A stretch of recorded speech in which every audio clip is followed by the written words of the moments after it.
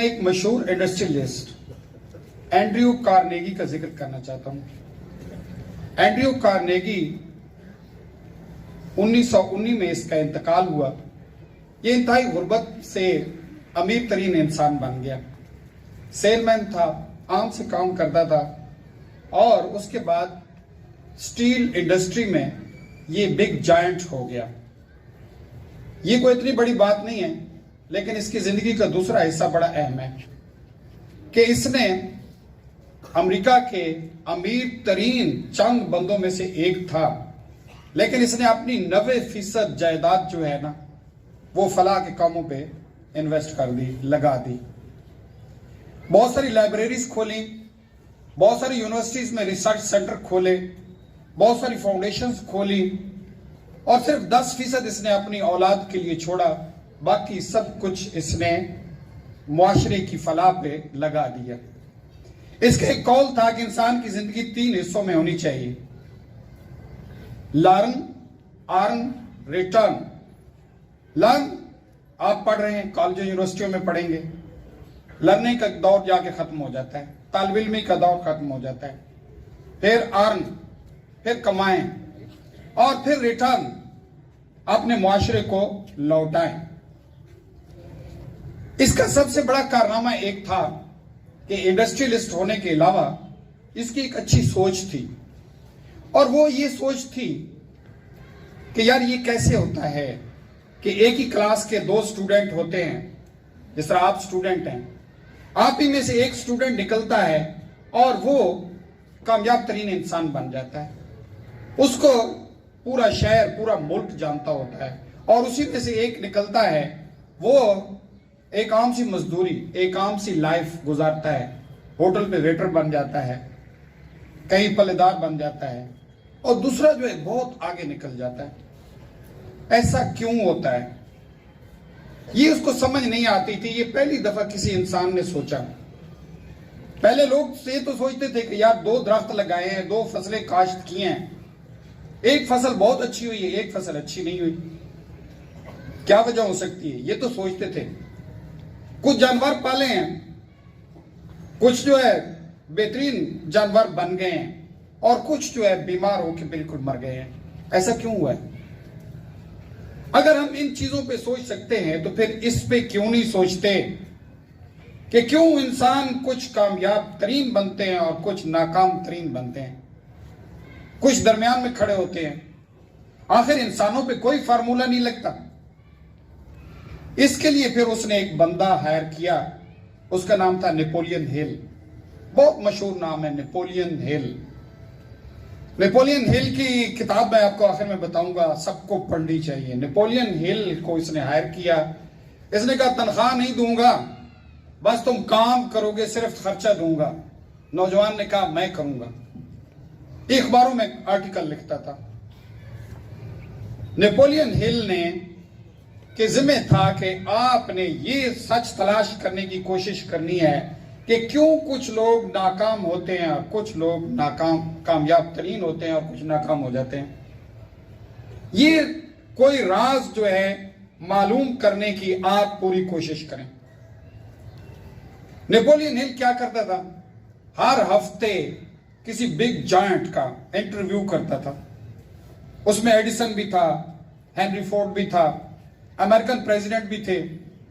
وہ سارے اس کو ٹائم دیتے تھے کیونکہ ہینری فورڈ کا اس کے پاس اینڈریو کارنیگی کا اس کے پاس لیٹر ہوتا تھا۔ ہر ہفتے وہ ایک انٹرویو چھاپتا تھا اور پوری دنیا اس کو پڑھتی تھی، اور اس کا انتظار رہتا تھا کہ آج جو ہے کس کی بایوگرافی آ رہی ہے۔ وہ کوشش یہ کرتا تھا کہ یہ جاننے کی کوشش کریں کہ اس کامیاب بندے کی کیا عادات ہیں، یہ کس وقت اٹھتے ہیں، کیا کھاتے ہیں، کیا ان کی ہابیز ہیں، کیا یہ سوچتے ہیں، کیا یہ پہنتے ہیں، کیسے لوگوں سے یہ ملتے ہیں، تاکہ وہ یہ پتہ لگانے میں کامیاب ہو جائے کہ ان کامیاب لوگوں کے درمیان کون سی چیز ایک کامن ہے یا اس سے زیادہ کامن ہے، ایک جیسی ہیں، جو ان کو کامیاب بناتی ہیں۔ بڑی کوشش میں لگا رہا، لیکن اس کو نہیں پتہ چلتا تھا کہ कुछ लोग जो है अमारत से पैदा हुए, कुछ गुर्बत से पैदा हुए, वो भी कामयाब हुए। कुछ जो है बहुत ज़हीन थे और कुछ ज़हीन नहीं थे, वो भी कामयाब हो गए हैं। ज़हीन भी कामयाब हुए हैं, कम ज़हीन भी कामयाब हुए हैं। कुछ लोगों की बहुत अच्छी तालीम थी, कुछ की इतनी अच्छी तालीम नहीं थी, फिर भी कामयाब हुए। फिर कौन सा फर्क है, कौन सी चीज कॉमन है? सब कुछ तलाश करने के बाद एक नतीजे पे पहुंचा, एक चीज इन कामयाब लोगों में है जो नाकाम में नहीं है, और वो एक ही चीज है। सुनना चाहेंगे वो क्या चीज है? इतनी रिसर्च के बाद वो एक चीज उसने पा ली कि ये कामयाब लोगों में मौजूद है और नाकाम लोगों में ये बिल्कुल नहीं है। और ये तमाम कामयाब लोगों के अंदर एक ही चीज मुश्तरक है, और वो क्या है? क्या है? Good, clap for this boy. Excellent. Positive thoughts, positive thinking. ये लोग जितने भी कामयाब हैं ये मुस्बत सोचते हैं, हर वक्त पॉजिटिव सोचते हैं। इनका ज़हन हमेशा पॉजिटिविटी की तरफ रहता है, और जो नाकाम, बदतरीन नाकाम है, इनका ज़हन नेगेटिव की तरफ रहता है। वो हमेशा गलत चीज एक्सपेक्ट करते हैं, ये हमेशा अच्छी चीज की उम्मीद रखते हैं। पॉजिटिव थिंकिंग के लिए क्या जरूरी है? सबसे पहली चीज, सबसे पहला एलिमेंट ये है कि आप ये यकीन कर रहे हैं कि मेरा खालिक, मेरा रब मुझसे खुश है। आप ऐसे काम करें, आप ऐसी जिंदगी गुजारें कि ये सोचें कि मेरा खालिक, मेरा रब मेरे साथ है, मेरे हर मुसीबत में मेरे साथ है। फिर ये सोचें कि तमाम लोग जो मेरे इर्द गिर्द हैं ये मेरे दोस्त हैं, ये मेरे लिए अच्छा सोचते हैं, ये मेरे लिए रहमत हैं, मैं इन पे फख्र करता हूँ। ये मेरे साथी जो मेरे साथ आते हैं, मेरे साथ बैठते हैं, ये मुझसे खुश हैं और मैं इनसे खुश हूँ।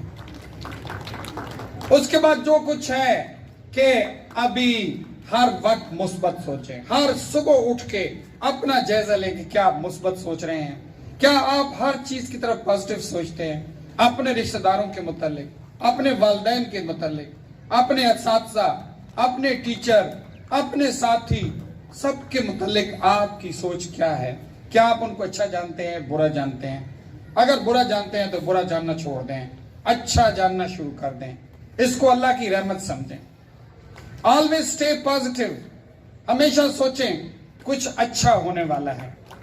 अगली मोबाइल की घंटी जो बजेगी तो कोई अच्छी बात होगी, हर लम्हे कुछ अच्छा मेरे लिए पैगाम आने वाला है, हर लम्हे मौसम अच्छे होने वाले हैं, मुझे कामयाबियां मिलने वाली हैं, मैंने दूसरों से मुनफरिद होने वाला हूँ, मेरे ज्यादा से ज्यादा दोस्त बनने वाले हैं, मुझसे नफरत करने वाले कम हो रहे हैं, मुझसे मोहब्बत करने वाले बढ़ते जा रहे हैं, मेरी इज्जत और एहतराम बढ़ता जा रहा है।